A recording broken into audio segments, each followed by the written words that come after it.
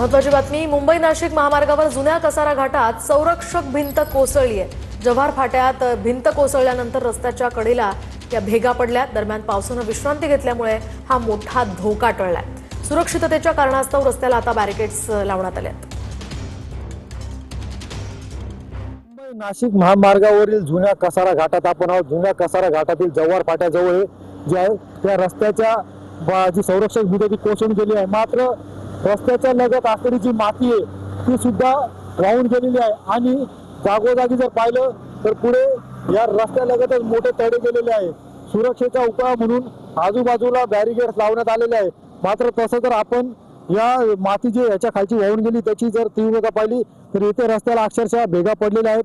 मात्र संबंधित प्रशासनाने आता जे आहे या रस्त्याची त्वरित डागडुजी करण्याची व याला दुरुस्त करण्याची गरज भासू लागलेली आहे। शैलेश पुरोहित, TV9 मराठी, इगतपुरी।